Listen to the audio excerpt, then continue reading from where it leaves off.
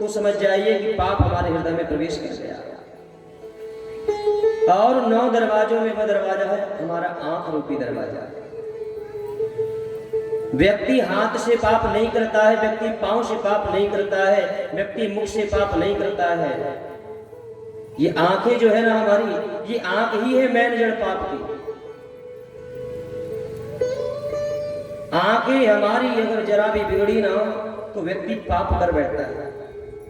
अजामिल की इस दिन आंखें अगर न बिगड़ी होती ना, आंखें अगर वैश्या को ना देखती तो शायद आज अजामिल एक ब्राह्मण विद्वान होता। शास्त्रों में चोर और वैश्यागामी का नाम नहीं आता अजामिल का। जीवन भर जिसने पूजन पाठ किया, एक दृष्टि गलत हुई और दृष्टि में जैसे वैश्या को देखा, पाप ने हृदय में प्रवेश कर लिया। और पाप ने जब हृदय में प्रवेश किया तो सारी अच्छाइयों को पाप ने बाहर निकाल दिया। आंख ही सब गड़बड़ करती है भैया। एक व्यक्ति कहीं जा रहा था, अब रास्ते में चला और एक किसान का खेत देखा। किसान के खेत में आम का एक पेड़ लगा था। अब आम देखा तो बढ़िया, उसमें बड़े बड़े पके हुए आम लगे हैं। जैसे ही आंखों ने आम को देखा, आंख जैसे ही आम पर गई तो मन ने कहा कि भाई आम खा लेना चाहिए। अरे भाई जब आम तुम्हारा है नहीं, दूसरे का है, तुम क्यों खा लोगे उसको? मन ने कहा यार चलो आम खा लेता है। देखी आंख ने, अब आंख आसपास देखने लगी, कोई है तो नहीं, खेत वाला कोई नहीं दिखा। अब मन ने कहा कि भाई चलो आम खाए। अब आंख ने आम को देख तो लिया, पर आंख आम के पास तो जा नहीं सकती है। तो पांव ने कहा चल हम चलते हैं ना वहां तक। अब पांव आम के पेड़ के पास चले गए। अब पांव चले तो गए, पर पांव आम को तोड़ नहीं सकते हैं। हाथ ने कहा हम कब काम आएंगे, हम तोड़ लेते हैं आम। हाथों ने जाकर के आम को तोड़ लिया। अब हाथ में आम रखा है, पर हाथ आम को खा नहीं सकते हैं। दांत ने कहा हम खा लेते हैं उसको, और दांतों ने आम को चबाया। अब गजब की बात है, दांत ने आम चबा तो लिया, पर दांत उसका स्वाद नहीं ले सकते हैं। तो जीव ने कहा मैं कब काम आऊंगी, ला मैं स्वाद ले लेती हूँ। और जीव ने स्वाद ले लिया। जीव ने स्वाद लिया। अब बोले रखे कहा, तो पेट ने कहा नीचे आने दो। और वो आम पूरा पेट में चला गया नीचे। और उसी समय जिसका आम था ना, वो किसान आया, देखा आम चोरी कर रहा है, उठाया एक लठिया, और एक लठिया उठा करके उसकी पीठ में जमाया चार। अब ये बताइए पीठ की कौन सी गलती थी? आंख ने आम को देखा, पांव गए, हाथों ने तोड़ा, दांत ने चबाया, जीभ ने स्वाद लिया, और पेट बिना मतलब भर गया। और डंडे जब पड़ी तो पीठ पर। पीठ ने किया क्या था? आम तोड़ने में पीठ की कोई गलती नहीं, पर डंडे पड़े तो पीठ पर। पर याद रखिएगा, पीठ पर भले ही डंडे पड़ गए, और जब पीठ में जलन होने लगी ना, तो आंसू कहां से निकले? आंखों से इसलिए निकले कि शुरुआत यहीं से हुई थी। ये आंख अगर आम ना देखती ना, आज ये पाप नहीं होता दूसरे के खेत से आम चोरी करने का। इसीलिए बाबा तुलसी ने कहा है, कर्म प्रधान विश्व करे राखा। कर्म जो करेगा फल उसे ही भोगना पड़ेगा। पीठ में थोड़ी देर के डंडे जरूर पड़ गए, लेकिन जब पश्चाताप हुआ, दर्द हुआ, तो रोना इन आंखों को ही पड़ा, क्योंकि यहीं से पाप की शुरुआत हुई। हमारा किया हुआ कर्म कोई दूसरा नहीं भोग सकता। इसलिए कर्म करते समय हमको थोड़ा विचार करना चाहिए। और पाप कर्म केवल आंखों के द्वारा ही होता है। आंखें अगर बंद है ना, पाप कभी नहीं होगा। केवल आंखों के द्वारा ही पाप हृदय में प्रवेश करता है। आज अजामिल की आंखें बिगड़ी, और आंखें ऐसी बिगड़ी कि जो ब्राह्मण वेद पाठ करता है वो वैश्या का संग करने लगा। लेकिन कहते हैं अजामिल की जो पत्नी है ये एक विद्वान ब्राह्मण की बेटी थी। पति जब कुमार्ग पर चला गया बड़ी चिंता थी, और एक दिन कुछ संत गांव में आए, संतों से निवेदन किया, महाराज मेरे पति कुमार्ग पर चले गए हैं, कोई तो उपाय कर दीजिए ना, मेरे पति का उद्धार हो जाए। और तब संतों ने कह दिया, बेटी कुमार्ग पर गए हुए व्यक्ति को सुधारा नहीं जा सकता। वह व्यक्ति जैसा संग करेगा, संग का गुण उसमें निश्चित आएगा, और तुम्हारा पति हमारा संग नहीं कर सकता, सत्संग वो नहीं कर पाएगा, और 2 मिनट में हम उसको सुधार दें ये नहीं हो सकता। लेकिन हाँ, उसका उद्धार एक उपाय से हो सकता है। बोले क्या? तस् प्रवयसा पुत्रा दश तेषां तु यौवना बालो नारायणो नाम्ना पित्रोस्य दयितो वृषम्। बोले तुम्हारी संतानें कितनी हैं? बोले 9 बेटे हो चुके हैं, 10वां होने वाला है। तो संतों ने कहा, अगर चाहती हो कि तुम्हारा और तुम्हारे पति का कल्याण हो जाए ना, तो प्रयवसा पुत्रा 10 तेषां तु यौवना, जब तुम्हारा 10वां बेटा होगा उसका नाम तुम नारायण रख लेना, स्वतः कल्याण हो जाएगा। और अजामिल की पत्नी ने बात को मान करके सबसे छोटे बेटे का नाम नारायण रख लिया। अब एक तो जो सबसे पहला बेटा होता है ना घर में, वो सबसे ज्यादा लड़का होता है, और एक सबसे जो छोटा होता है आखिर में। तो ये जो नारायण है ना, ये सबका लाडला है, बड़ा प्रेम करता है अजामिल उसको। दिन भर में बेटे नारायण पानी पी लो, नारायण भोजन कर लो, नारायण यहाँ चलो, नारायण ये करना है। दिन भर में 10-20 बार कहता है नारायण नारायण, और कहते कहते जीवन के आधे से ज्यादा पाप उसके नारायण कहने से ही समाप्त हो गए। अंतिम समय जब आया, अजामिल का हाथ पैरों ने काम करना बंद कर दिया, खाट पर पड़ा है। 85 वर्ष की उम्र हो गई अजामिल की, वो खाट पर पड़ा है, मुख में कुछ जा नहीं रहा है, लगता है अंतिम समय आ गया। और जब गला प्यास से सूखने लगा, अजामिल ने कहा, नारायण पानी लाओ, नारायण पानी लाओ। जो नारायण था ना, वो आंगन में खिल रहा है, वो नहीं आया। लेकिन मरते समय कह रहा है, नारायण पानी लाओ। वो बेटा नारायण नहीं आया। भगवान ने कहा, कोई भक्त मुझे पुकार रहा है, पार्षदों को कहा जाओ जाकर के उसको विमान पर बैठा करके बैकुंठ ले आओ। भगवान की पार्षद आ गए हैं विमान लेकर के, और द्वार पर खड़े हैं कि ये मरेगा और इसको लेकर के जाएंगे। उसी समय यमराज ने कहा, एक पापी ब्राह्मण मरने वाला है, जाओ उसको घसीटते हुए लेकर के आना, बाल पकड़ करके। ब्राह्मण होकर के चोरी किया, वैश्या का संग किया, घोर नरक में डालना है, उसको लेकर के आओ जरा। जैसे यमदूत आए ना, आकर के देखा भगवान के पार्षद पहले से खड़े हैं। यमदूतों ने कहा, भैया तुम रास्ता भूल गए हो क्या, इधर कहाँ आ गए? अरे बोले भैया रास्ता नहीं भूले हैं, इस घर में एक भगवान का भक्त मरने वाला है, उसको बिठा करके ले जाएंगे बैकुंठ। यमदूतों ने कहा, भैया ये कब से भगवान का भक्त हो गया? अरे ये पापी है, वैश्या का संग करने वाला है। पार्षदों ने कहा कि भैया देखो, वो भले जैसा भी हो, लेकिन मरते समय नारायण का नाम ले रहा है। यमदूतों ने कहा, भैया वो तुम्हारे नारायण को नहीं, उसके बेटे का नाम नारायण है, वो बेटे को बुला रहा है, उसके बेटे का नाम नारायण है। मुस्कुराकर पार्षदों ने कहा, भले बुला बेटे को रहा है, पर नाम तो भगवान का ही ले रहा है।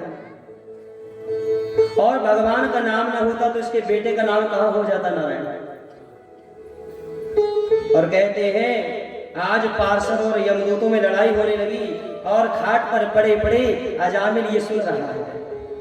और आज अजामिल की आंखों में अश्रु भर आए, अजामिल रोने लगा। धन्य है संत महात्मा जिसने मेरे बेटे का नाम नारायण रख दिया। और आज पार्षदों की बात को सुनकर के अजामिल को वैराग्य हो गया, खाट से उठा और उठकर के सीधे गंगा के तीर पहुंचा, हरिद्वार। कानकुब्ज नगर, आज हम कन्नौज के नाम से जिसको जानते हैं, वहां पर रहता था अजामिल। वहां से उठ करके अजामिल हरिद्वार पहुंच गया और गंगा जी पहुंचा, गंगा जी में स्नान किया और गंगा जी में स्नान करके नारायण नारायण नारायण जाप करने लगा। और कहते हैं मुख से नारायण नाम निकला और हरिद्वार में अजामिल के प्राण निकल गए। जैसे ही प्राण निकले, अंतिम समय नारायण कहा तो भगवान के पार्षदों ने अजामिल को बिठाया और बिठा करके विमान पर लेकर के चले गए। ये है भगवान के नाम का प्रभाव। अब आजकल की माताएं तो अपने बेटे का नाम ऐसे रखती है, अबलू डबलू इंटू चिंटू पिंटू। अब जी इंटू चिंटू पिंटू कह के मरोगे, बताओ कहां जाओगे? स्वर्ग जाने वाला भी चिंटू पिंटू कह के मरे ना तो नरक चला जाएगा। नाम हमारे बेटों के ऐसे होना चाहिए जिसका कोई अर्थ तो निकले भाई, कोई फायदा तो हो उसका। अब क्या बताएं भाई, आजकल मैचिंग का जमाना भी तो चला है ना। टीवी में देख करके माताएं बच्चों के ऐसे ऐसे नाम रख लेती है। अच्छा, जिसका अर्थ भी नहीं पता कि इस नाम का अर्थ क्या है, वही नाम रख लेती है। मैचिंग का जमाना है, टीवी में जो मैचिंग माताओं ने देखी ना, बस वही करने लग जाती है। जैसे कलर की साड़ी वही कलर की चूड़ी। और गजब की बात, जैसे कलर की साड़ी वही कलर की चूड़ी, और जो मांग बढ़ती है ना माता, वो मांग भी साड़ी से मिलती जुलती कलर की। आजकल तो मांग भी 10-12 कलर की हो गई है। चूड़ी साड़ी में मैचिंग होना चाहिए। अब मांग तो भरने की छोड़ ही दो भैया। आजकल माताएं मांग भर ही कहाँ रही है। वो होठ पे लगाने की होती है ना, क्या बोलते हैं उसको, होठ में लगाने वाले क्या बोलते बेटी? हाँ, लिपस्टिक।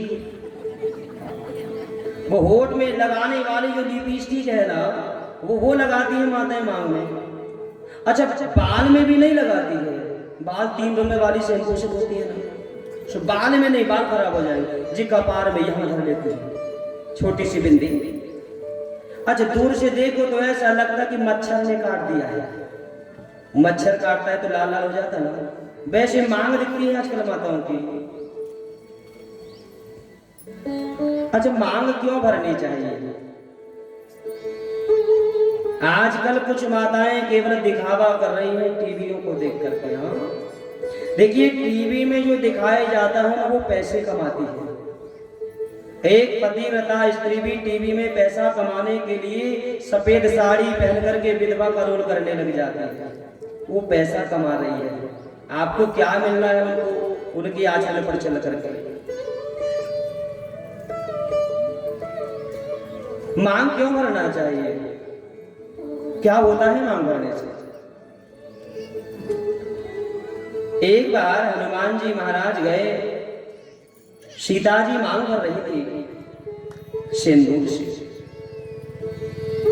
तो हनुमान जी ने कहा कि मां, तुम रोज स्नान करती हो, स्नान करके आती हो, और ये बालों में ये सिंदूर लगा लेती हो, बाल खराब नहीं होते क्या? सीता ने कहा हनुमान, तुम्हारे काम की बात नहीं, तुम्हारी पत्नी होती तो पता चलता, तुम्हें मांग क्यों भरी जाती है? तुम रहने दो, तुम ब्रह्मचारी आदमी ठहरे। नहीं भैया, बताओ ना मांग भरने से क्या होता है? तो सीता जी ने कहा हनुमान, मांग भरने से स्वामी की उम्र लंबी होती है, और स्त्री जितनी लंबी मांग भरती है ना, उतनी ही लंबी उम्र पति की होती है। अब आजकल की माताएं मांग लंबी नहीं भर रही, छोटी भर रही है धीरे धीरे। तो वो पति देवता की उम्र भी पहले 80-90 की होती थी, अब 50-60 की हो गई है, क्योंकि मांग नीचे आ रही है ना धीरे धीरे। मांग लंबी होना चाहिए और मांग सिंदूर से होना चाहिए। विवाह पद्धति में वर्णन आता है, जब विवाह के समय मांग भराई जाती है तो सिंदूर से भराई जाती है। सिंदूरम उत्तमम श्रेष्ठम सिंदूरम शिरवंदितम सिंदूरम धनवती कन्याम कल्याणम शुभतावका। मांग भरने का मंत्र है सिंदूरम उत्तमम श्रेष्ठम। मांग भरने के लिए उत्तम है सिंदूर। सिंदूर से मांग भरनी चाहिए। तो सीता जी ने कहा कि जब सिंदूर से मांग मैं भरती हूँ तो स्वामी की उम्र लंबी होती है। अब हनुमान जी ने कहा माँ, जब सिंदूर लगाने मात्र से स्वामी की उम्र लंबी होती है तो मैं बाल में नहीं, आज से मैं पूरे शरीर में ही सिंदूर लगाऊंगा ताकि मेरे स्वामी मेरे राम जी की उम्र बहुत लंबी हो जाए। इसीलिए हनुमान जी पूरे शरीर में ही सिंदूर लगाने लगे। तब से सिंदूर लगाने से, मांग भरने से पति की उम्र लंबी होती है। इसलिए जी वोट ओट वाली छोड़ो, सिंदूर से मांग भरा करिए माताएं। ये हमारी धर्म संस्कृति कहती है, वेदों में मंत्र आया है सिंदूरम उत्तमम श्रेष्ठम। सिंदूर से मांग भरनी चाहिए। लेकिन भाई आजकल ना टीवियों का जमाना है, बस जो टीवी में देखा सोई करने लग जाते हैं। और बेटों के नाम ऐसे रखिए जिसका कोई अर्थ निकले। आजकल मैचिंग का जमाना है। हम एक जगह कथा में गए, एक शिष्या थी, अरे आओ गुरुजी बहुत अच्छे समय पे आए हो। बोले महाराज घर में एक बेटा हुआ है, बेटे का नामकरण करना है। तो मैंने कहा ठीक है। अब मैंने पंचांग निकाला, जन्म समय पूछा। अब पंचांग में नाम निकालने लगा तो बोले गुरुजी नाम अच्छा सा रखना, नए जमाने का कोई पुराना सा नाम मत रखना। तो नाम ऐसे रखना, बोले मैचिंग होना चाहिए। मैंने कहा मैचिंग करना काहे में है ये तो बता पहले। बोले महाराज मेरे 3 बेटे हैं, 2 बेटे का नाम मैंने रख लिया, तीसरे का तुम रख दो। और नाम ऐसे रखना कि दोनों बेटों से मैचिंग होना चाहिए। तो मैंने कहा 2 बेटे का नाम बता पहले तो मैं तीसरे का मैचिंग करूं। बड़े बेटे का नाम नवीन, मंझले बेटे का नाम प्रवीण। अब बोले तीसरे का तुम करो मैचिंग। 1 घंटा लग गया, नवीन प्रवीण में कुछ मैचिंग ही ना हो। नाम रखे तो रखे क्या, और मैचिंग करना है। 1 घंटे बाद नाम मिला। मैंने कहा एक काम करो, बड़े का नाम नवीन, मंझले का प्रवीण और छोटे का सोयाबीन रख ले। नवीन प्रवीण सोयाबीन मैचिंग। ऐसे मैचिंग के चक्कर में भाई नाम क्या गड़बड़ रखना। नाम ऐसे होना चाहिए जिसका कोई अर्थ तो निकले। आज अजामिल के बेटे का नाम अगर नारायण ना होता ना तो ये कई वर्षों तक नरक में पड़ा रहता। लेकिन आज भगवान के नाम का प्रभाव देखिए, बेटे का नाम नारायण रखा। और अंतिम समय याद रखना, बेटे बेटी ही याद आते हैं, भगवान नाम याद नहीं आता है। इसलिए बेटों के नाम ही भगवान के नाम के ऊपर रख दो ताकि कम से कम बेटा ही याद सही याद आए, और उसका नाम ही अगर निकल जाए तो उद्धार हो जाए। नाम बेटों के ऐसे रखिए जिसमें हमारा कल्याण हो। और देखिए पाप से बचने के लिए केवल एक ही उपाय है, केवल नाम, भगवान नाम। ये तो था कुभाव से जिसने नाम लिया। अब एक भक्त की आगे कथा आई है जिसने भाव से नाम लिया, और वो है प्रहलाद जी महाराज। प्रहलाद जी की कथा सब जानते हैं। राक्षस कुल में इनका जन्म। और प्रहलाद जी महाराज की जो पिता हैं हिरण्यकश्यपु, ये है राक्षस। कई प्रकार के वरदान मांगा है भगवान से।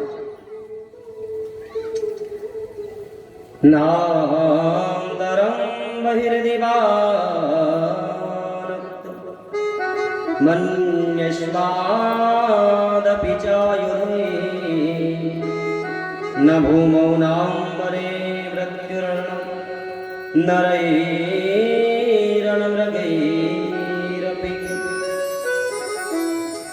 भगवान ब्रह्मा से वरदान मांगा, दिन में मरूं न रात में मरूं, अंदर मरूं न बाहर मरूं, जल में मरूं न थल में मरूं, पृथ्वी पर मरूं न आकाश में मरूं, अस्त्र से मरूं न शस्त्र से मरूं, स्त्री से न पुरुष से, और वरदान 12 महीने में कभी न मरूं, ब्रह्मा की बनाई सृष्टि में किसी से न मरूं। ऐसे ऐसे वरदान भगवान ब्रह्मा से प्राप्त कर लिया और इतने वरदान पाकर के बड़ा बलशाली हो गया। विवाह हुआ जम्ब की पुत्री कयादु के साथ। 4 बेटे हुए, सहलाद, अनुहलाद, हलाद और पहलाद, और हिंसिका नाम की एक कन्या। 5 संतानें हैं हिरण्यकश्यप। जो 3 बड़े बेटे हैं ना, ये तो राक्षसी मायावी विद्या सीखने वाले हैं, लेकिन जो चौथा है ना पहला, ये भगवान का बड़ा अच्छा भक्त निकला और पता है उसने भगवान का नाम स्मरण करना सीखा। जब ये मां के गर्भ में था और एक दिन इंद्र को लगा कि ये राक्षस पैदा होगा इसके गर्भ से, कयादु के गर्भ से, बाद में ये दुख देगा, क्यों ना इसे गर्भ में ही मार दिया जाए। तो इंद्र ने कयादु का हरण कर लिया, लेकिन रास्ते में मिल गए नारद जी, और नारद जी ने कहा महाराज हिरण्यकश्यपु को मारने के लिए यही कारण बनेगा, और तुम इसे गर्भ में ही मार दोगे तो हिरण्यकश्यपु से तो बच जाओगे, पर भगवान से कहां बच पाओगे। ये भगवान का भक्त है, इसके गर्भ में कोई साधारण नहीं, ये भगवान का बहुत अच्छा भक्त है। और नारद जी का कहा मान करके हिरण्यकश्यपु ने कयादु को छोड़ दिया। कुछ दिन तक कयादु नारद जी के आश्रम में रही है और नारायण नारायण नारायण का नाम 24 घंटे लेते हैं नारद जी। और ये बालक माँ के गर्भ में है और इसने माँ के गर्भ में ही नारद जी के मुंह से नारायण नारायण सुना और ये माँ के गर्भ में ही नारायण नाम लेना सीख लिया गया। शास्त्र कहता है जब माँ गर्भवती होती है ना, उस समय ज्यादा से ज्यादा माँ को भगवान का नाम स्मरण करना चाहिए। जब गर्भवती स्त्री नारायण नारायण का नाम जाप करती है तो उसका सीधा प्रभाव उसके गर्भ के बालक पर पड़ता है। जन्म के बाद में बालक वैसा ही धार्मिक प्रवृत्ति का उत्पन्न होता है। आज महाराज प्रहलाद जी का जन्म हुआ, पढ़ने के लिए शुक्राचार्य के पुत्र संडामृत ऋषि के यहाँ भेजा गया कि मायावी विद्या सीख लेगा, लेकिन प्रहलाद जी ने मायावी विद्या को नहीं सीखा। 24 घंटे बस नारायण नारायण नारायण नाम लेते हैं। हिरण्यकश्यपु ने कई प्रकार के प्रयास किया है कि ये नाम न ले और एक पराक्रमी राक्षस बन जाए, पर प्रहलाद जी है कि केवल नारायण का नाम स्मरण करते हैं। एक दिन गुस्से में आकर के हिरण्यकश्यपु ने सोचा इसको तो मार देना चाहिए, मेरे घर कहां कुपूत हो गया है, और उसको मारने के लिए खाई में फेंक दिया। लेकिन कहते हैं ना, जागी राखो साइया मार सके न कोई, बाल न बाका कर सके जो जग बैरी हो। सारा संसार ही बैरी क्यों न हो जाए, जिसकी रक्षा में भगवान खड़े हैं, क्या कोई मार सकता है क्या? खाई में फेंका और भगवान ने हाथों में झेल दिया, पहाड़ से गिरा दिया, भगवान ने झेल दिया। हाथी के पांव से कुचलवा दिया, प्रहलाद को कुछ ना हुआ। तलवार मारी गई, तलवार यार के पार हो गई, पर प्रहलाद को कुछ ना हुआ। ले जाओ इसको, बंद कर दो कमरे में, और जब तक ये नारायण का नाम लेना बंद न करे, ना भोजन ना पानी, कुछ नहीं, सब बंद करो उसका। 15 दिन हो गए, न भोजन दिया न पानी दिया, पर प्रहलाद ने भगवान का नाम लेना बंद नहीं किया।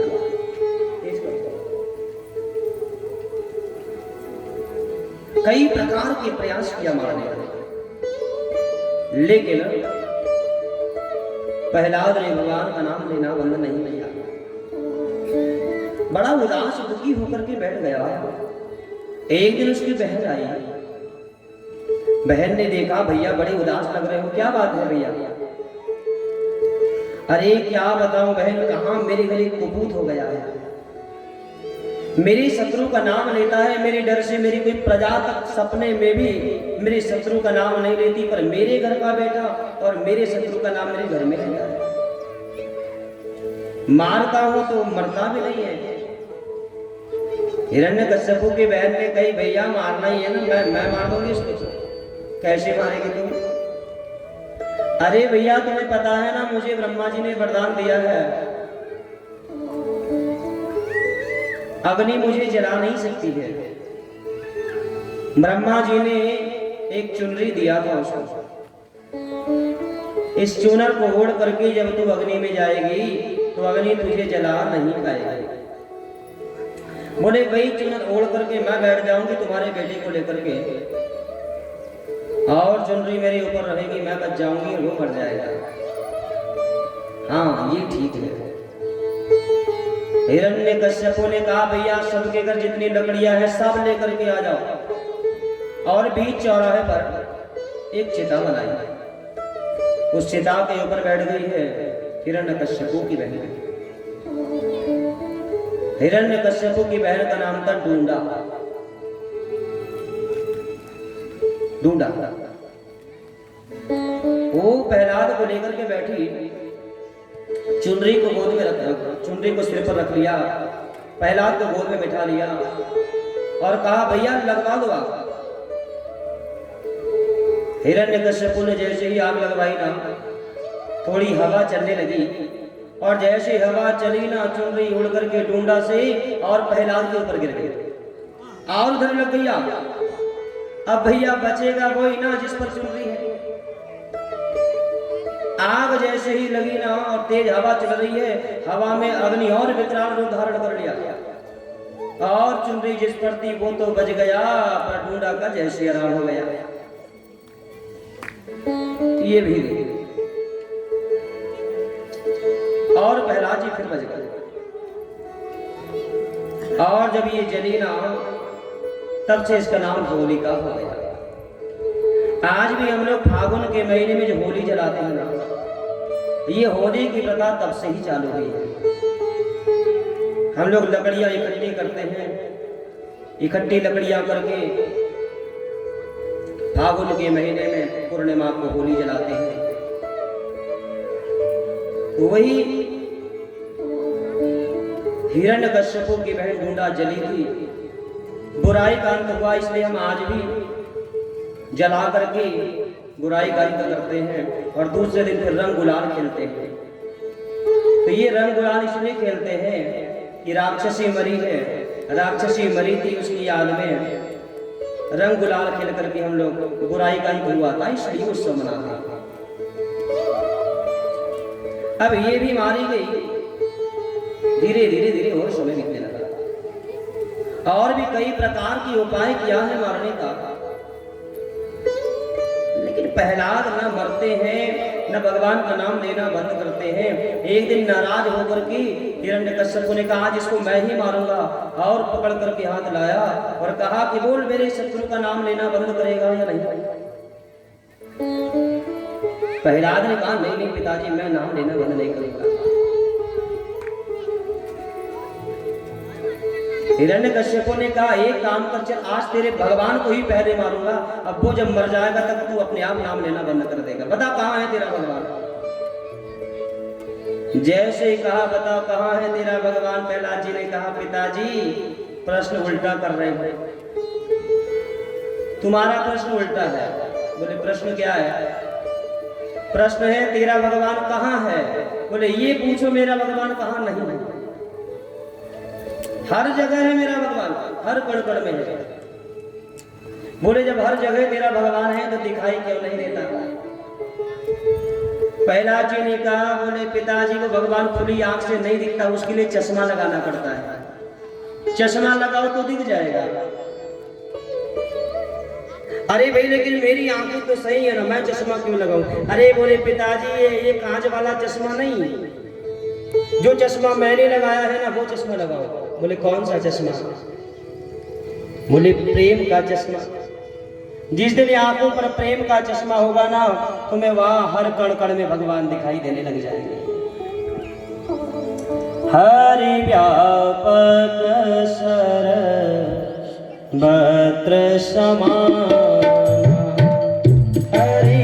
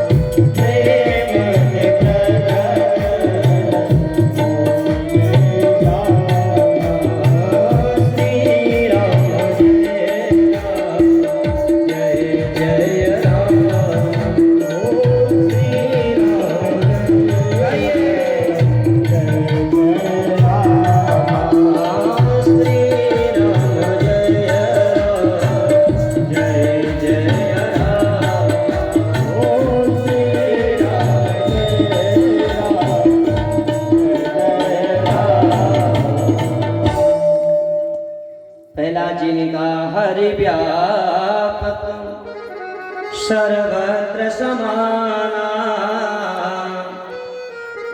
भगवान हर जगह है, हर कण में, पर बोले दिखाई क्यों नहीं देते? तो प्रहलाद जी ने कहा प्रेम ते प्रगट हो ही मैं जाना। जहां तक पिताजी मेरा अनुभव है, भगवान खुली आंखों से नहीं दिखते।